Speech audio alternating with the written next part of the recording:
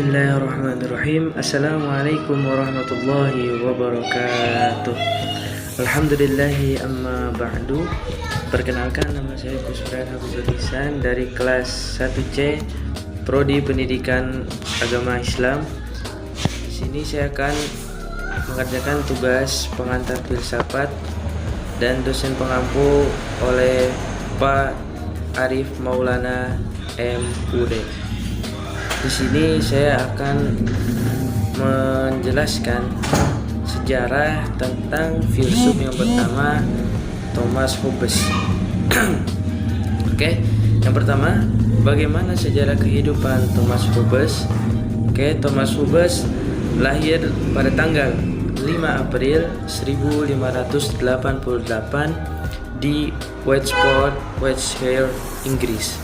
Kemudian meninggal pada tanggal 4 Desember 1679 pada umur ke-91 di Derbyshire, Inggris.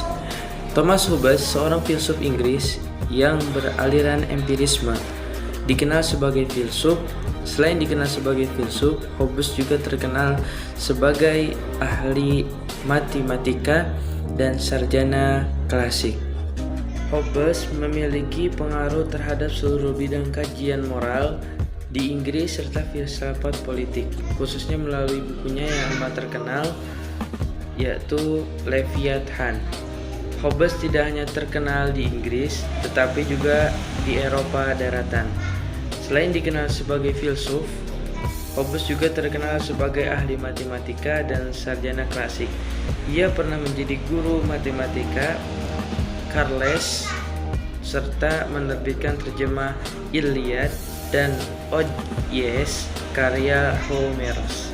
Untuk nomor 2, yaitu pertanyaannya, apa itu pengetahuan? Sebagai penganut empirisme, Hobbes menganggap bahwa pengetahuan berasal dari pengalaman semata-mata, tidak seperti kaum rasionalisis atau pengenalan dengan akal hanyalah mempunyai fungsi mekanis. Kemudian, sumber hakiki pengetahuan itu adalah sarana yang benar untuk memperoleh pengetahuan. Akal memproses bahan-bahan yang diperoleh indera. Tokoh dari genre ini adalah Thomas Hobbes dan David Hume Mulyono. Di sini Thomas Hobbes menyatakan bahwa pengetahuan itu adalah berasal dari pengalaman indera seseorang. Dan nomor yang ketiga adalah bagaimana kebenaran dibuktikan dan apa kriterianya. Metode untuk memperoleh pengetahuan dalam kegiatan penelitian bahasa diperlukan beberapa metode untuk menyelesaikan masalah dan temuan yang didapat. Tahapan tersebut adalah tahap penyediaan data, tahap analisis data, dan tahap penyajian hasil analisis data. Pada tahap penyediaan data, penulis menggunakan metode untuk memperoleh data dengan mendengarkan ucapan-ucapan lingkungan di kerja penulis. Hobbes ini itu melakukan beberapa metode dan kriteria. Yang pertama, itu dengan pengetahuan sebelumnya yang umumnya dianggap benar.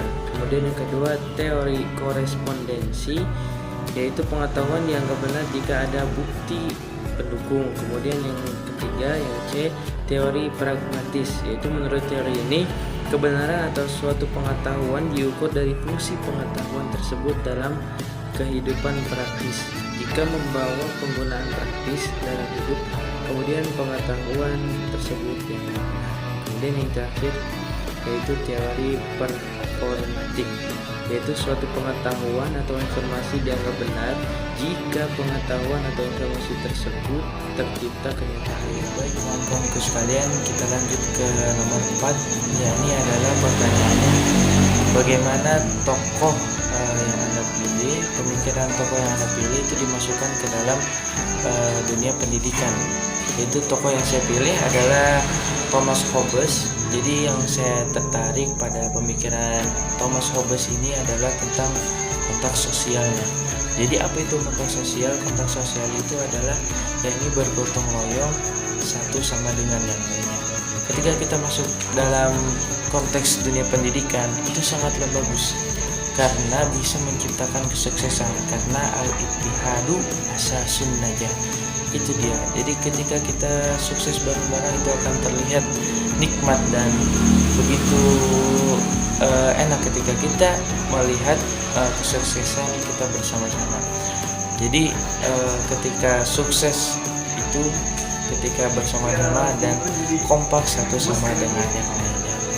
Jadi seperti itu. Mungkin itu saja yang bisa saya sampaikan.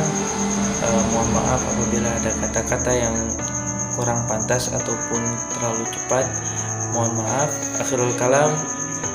Assalamualaikum warahmatullahi wabarakatuh.